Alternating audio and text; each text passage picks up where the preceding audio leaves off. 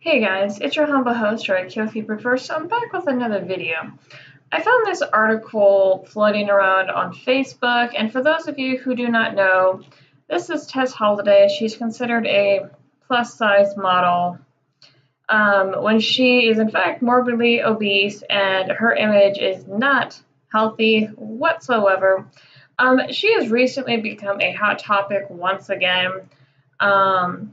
I'm seeing more and more videos float around about her, and I recently just watched one by Sinatra Says that talks about an interview that she had with somebody, and in that interview she explains how she became obese, and it was from emotionally eating, which is a type of eating disorder.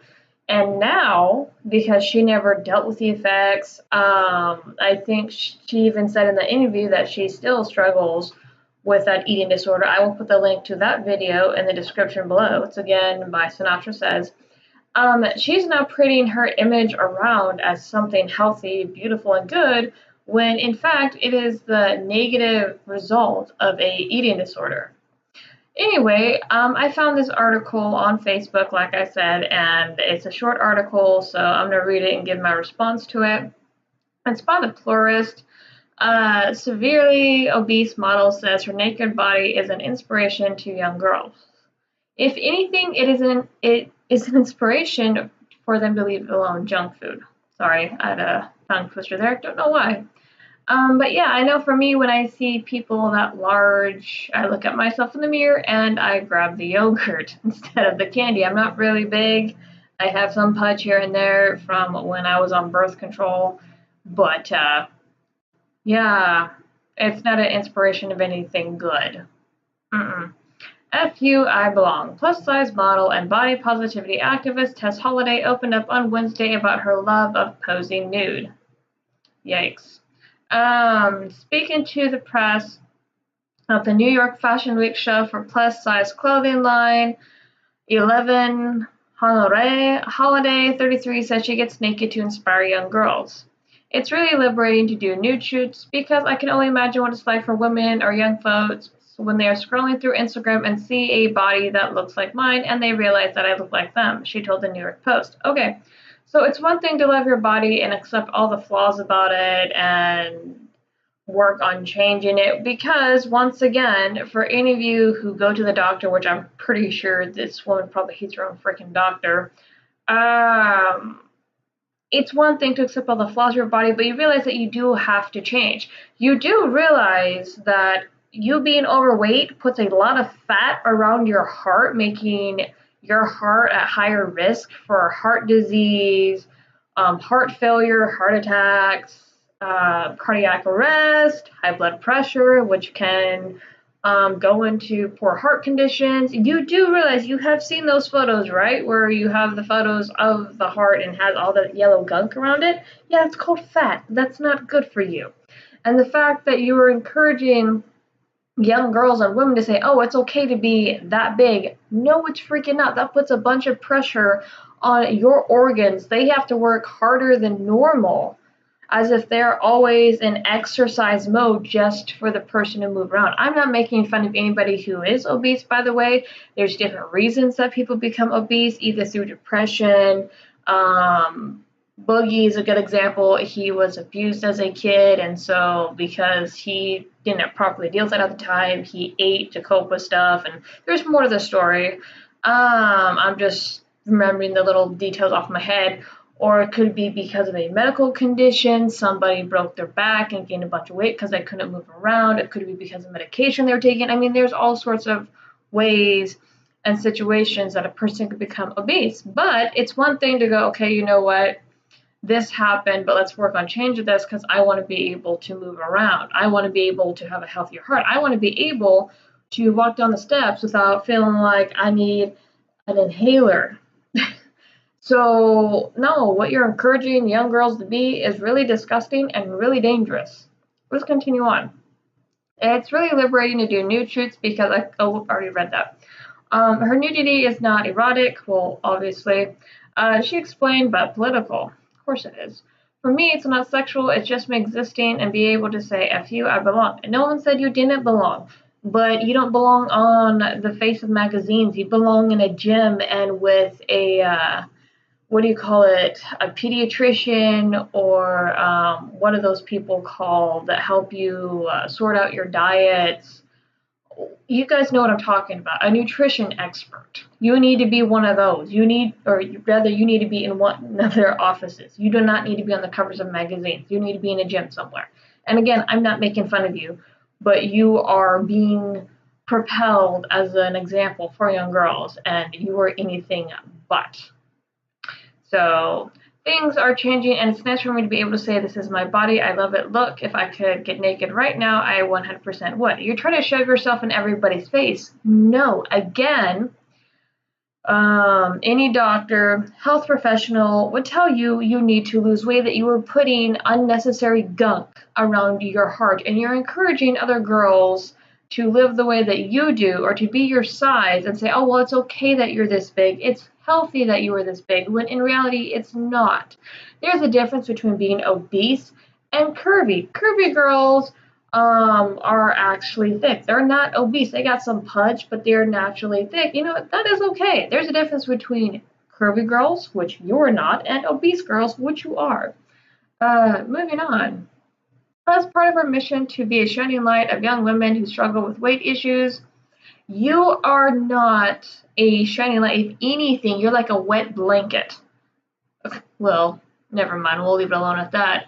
But you don't encourage anybody to deal with their weight issues. Like I said, it's one thing to accept the flaws. Okay, I'm this big. What can we do to make me healthier? What changes do I need to make to better myself? That is dealing with your weight. That is making adjustments so you can be a better person. What you are doing is quite disgusting. Anyway, let's move on. Holliday in 2012 launched the hashtag F Your Beauty Standards, which again, this is stupid. I understand, like, not every girl is skinny, and I do remember that being a thing to where a lot of people came out against the ads and media, like, well, not all of us are Barbie, and I do agree, not all of us are Barbie. I sure ain't Barbie when it comes to my body. But again, I'm not overweight, or rather, I'm not obese. I got like maybe 10 pounds still from my birth control that I have not gotten rid of. But again, I don't have gunk around my heart. I can walk up and down the stairs just fine. I can carry up my groceries without feeling like I need to collapse and I need to suck on an inhaler for a while. Or better yet, I can fit in my own damn car. I can fit in my vehicle. I can pull up the seat as much as I need to in order to reach the gas pedals because I'm fairly small. So again, you encouraging people to be this size. It's one thing to go, okay, not all of us are Barbie. That's fine. That's great. People come in all shapes and sizes. Your size, however, is not healthy. It's one thing to have a little pudge here, a little cushion there, but you got blob everywhere. And I don't even know how else to put that. I'm trying to be as nice as I can because you are a hazard to young people. Especially young women who have insecurity about their bodies.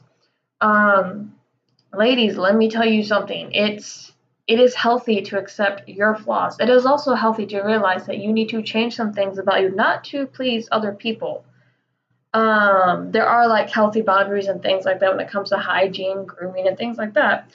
But you have to better yourself for you. You have to work on things for you, and one of those is being healthy. I'm not saying you have to hit the gym every day. I'm not saying you have to freaking run around the block every day. I mean, heck, the most exercise I get is getting out of the house, walking up and down the stairs, grocery shopping, doing the laundry, because that requires me to carry heavy stuff back and forth. I also have fairly decent eating habits. Again, I don't eat a whole lot of junk food. Yogurt, avocados, strawberries, bananas, apple juice. I mean, my diet isn't like the greatest either, but again, I am conscious about what I put in my mouth. Tess Holliday, however, does not encourage any of this. She's not working on anything in regards to her because it's also a mental thing as to why you let yourself go that far to begin with. Again, go watch the video by Sinatra Says where it covers an interview how she discusses why she got that big, and it's from eating disorder, emotional eating, and she continues to struggle with this disorder, and she's not dealing with it. Losing weight is both mental and physical. Why did you get there to begin with? What changes do you need to make mentally that transfers over physically? Again, I'm not a nutritionist. That was the word I was looking for earlier. Now it's come to me. I'm not an expert. I'm not any of these things, but I do know that there's a mental side to it. Tess refuses to deal with both the mental and the physical. Meanwhile, Holliday was racked up 1.8 million Instagram followers of her own, appeared in a number of high-profile ad campaigns, and graced the covers of magazines like Cosmopolitan, which is a trash magazine to begin with, all while being widely hailed as a feminist icon. Of course she is, because feminists don't want to deal with their shit. They never do. It's everyone else's fault. Everyone else has to fucking change. And it's ridiculous. A lot of people, when I say like I'm not a feminist by any means, because I'm not a professional victim, and a lot of people can get real pissy real quick. I don't care. Go look at feminism. They never put the blame on themselves. They never say what can we do different. It's what everyone else can do different. It's what everyone else can think different. I'm not kidding. Go look into this stuff. I've been around the anti-ICW community for a few years now, and I have gone and looked at stuff for myself. And I, again, not a professional victim, I am anti-feminist. I will never want to be a professional victim. Thanks, I was victimized once, actually a few times, and I don't ever want to be that way again. Thank you.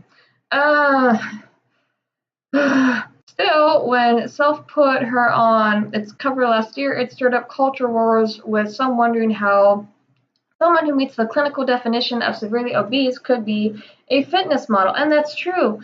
Modeling, for the most part, when it's done the right way, because I do know that there are controversies to where the models are too thin. That does happen. That has happened multiple times before. But when the modeling is done right to where it shows like a healthy, fit body, they talk about their exercise regimen, they talk about what they eat. They talk about all sorts of things that they've experienced to get their bodies in order. Now, you will have to discern who's full of shit and who's actually doing what they need to, and if that can translate over to you properly, if you can do that. Because each bodies are different, and there's hormones, and not all diets work for everybody. So there's a whole lot of stuff that goes into it. And plus, in order to get your body into shape, you have to do it properly. Some of the things I've heard, say if your stomach is overweight, and you want to get it fit and trimmed, you have to cut back on what you're eating, or you have to eat properly. And as you're losing fat in your stomach, this is just one thing I have heard, you actually have to work on tightening your stomach. You have to do exercises to tighten your stomach. So when you do a workout regimen, and you focus on like getting rid of your belly fat, you have to do exercises that'll actually tighten up that skin and stomach. You cannot just leave your stomach not touched, because you're going to have a flabby stomach, which you don't want that. So that is one thing I have heard from people who have taken the time to work on their diets, work on their exercising, to properly exercise, because there's a proper way to exercise too without making yourself sick or overdoing it or tearing your muscles. There's a lot to it. It's dedication and there's discipline. I will say that I find exercise to be boring, and it's just so mind-numbing. That's just me, but it is good for you when done properly. Let's continue on. Feminists have taken to celebrating all types of female bodies as a form of empowerment. Again, people do come in all shapes and sizes. But again, there are healthy sizes and there are unhealthy sizes. Tess Holliday is not an inspiration for anybody, or rather shouldn't be. Ladies, if you are overweight, I'm going to tell you right now, you need to at least cut down your sizes, focus on why you're overweight. Because I know a lot of people go like, oh, well, guys are misogynistic when they say they won't date fat chicks. There are plenty of guys who will date fat chicks, but at the same time, because I'm going to go there, when it comes to intimacy, you really can't do a whole lot when you're overweight. I'm sorry, and a lot of guys don't want to get crushed. Vice versa with the ladies. A lot of ladies don't want to get crushed either, so works both ways. Just thought I'd put that out there. The neuter, the better. No, the argument is that they are fighting the patriarchy, which men's beauty standards for women. I guess men can't have a preference, which this is the thing I keep hearing over and over. Well, F your beauty standards. Well, get away from me then. You don't take care of yourself, obviously. You don't respect yourself, and you let yourself continue to get bigger and bigger. I don't want a woman that does not take care of herself. So, and the same thing with women with men. Women do not want to have a man that does not take care of themselves. I'm not saying a guy has to be like super bod in shape. No. There are plenty of men who are overweight who can get women and things like that. So I'm not saying you have to be like skinny or have like six pack to get a girl, or women vice versa to be have a six pack to get a guy. But yeah, healthy sizes, people. However, critics have warned that this activism is normalizing and even valorizing less than ideal lifestyles, and it is. We already have an obesity problem here in the US, and it's continually becoming a problem. And it's gotten so much to the point to where now we have people, mainly obese people, fighting back, having to pay for 2 airplane tickets because they take up 2 seats, and that is money from the airport. So you buy 1 plane ticket and you are morbidly obese and you take up 2. They're going to charge you another one. So that's just one problem that has come about. And then we have the diabetes uptick, more heart problems. I think it's even gotten into a mortality rate. There's just a whole lot that being obese and the uptick of it has caused. It's not good. I don't care how people want to paint it. I really don't care. Obesity is a growing public health crisis in the United States and the developed and developing world. Some 40% of Americans are now obese, with roughly 2/3 of adults and 30% of children are overweight or obese, according to the Centers of Disease Control. When it comes to women's sexuality, some conservatives contend that feminist reclamation of sluttiness is actually weighing women down. And I will say, with feminists, because most of them are straight up nasty. I'm sorry. It's the period stuff. It's strutting around like for the slut walks, where they walk around topless and they don't want men staring at them and being quote unquote pigs. Boo, nasty, really friggin' nasty. And when other women like me and quite a few others look at that and just like, you're not associated with us. Get out of here. It is nasty because it's hard for us to express our own sexuality when you got these particular individuals running around and wagging their boobs everywhere and just like, oh, well, patriarchy, done with patriarchy. It's like, no, just please go away. So yeah, no, feminism makes it harder for women in general. You guys don't help. Tess Holliday, you are not helping. People like Tess Holliday are not helping. If anything, you're encouraging a professional victimhood. You're encouraging people to run around obese, which again leads to gunk around your heart, high blood pressure, diabetes, cardiac arrest, lower lifespans. Oh, I could go on. Being overweight can also destruct your sex life too. I'm not kidding. You have to be in shape to have sex. That is a thing if you really want good sex. For anyone, I'm not trying to take this like inappropriate, but anyone who has viewed the Kama Sutra book, that is a book of sex positions. I forgot out of what country. But yeah, that's a good example. In order to do more complex positions and things like that, you have to be in shape. You cannot be overweight. So being overweight in general is not a good thing. It's going to affect your love life, your relationships, your overall health, what you can do, whether that's going down the stairs without collapsing or feeling like you're about ready to die, or if that's just walking around town without getting overheated or... Anyway, I've said enough. You guys get the point. But yeah, no, this is not okay. This is not something that it should be encouraged, thought about. Again, Tess Holliday does not belong in a magazine. She belongs in a gym and with a nutritionist.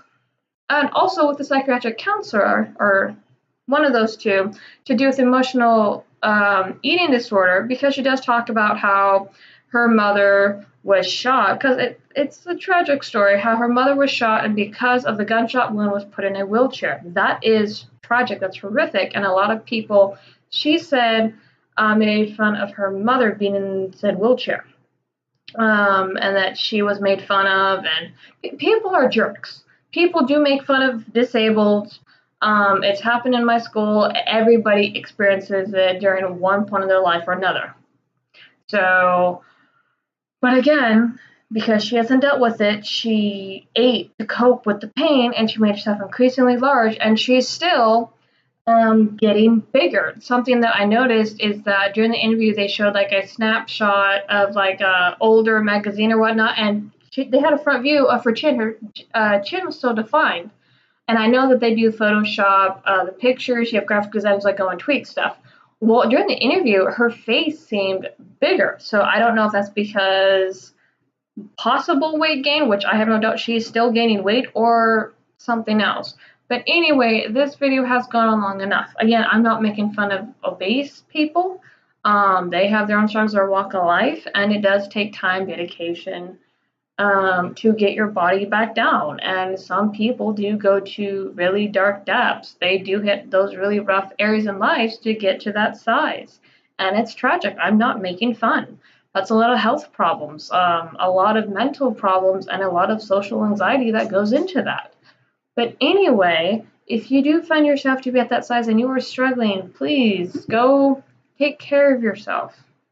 Go see a counselor if you're struggling with depression that's making you eat or harm yourself in that sort of way, or just in general. So I mean it. This is not healthy. This should never be encouraged, simply because of what it stems from: emotional issues, undealt with issues, and now it's being prayed around like a good thing. Ugh, I can't stand this shit. Anyway, you guys have a good day or night.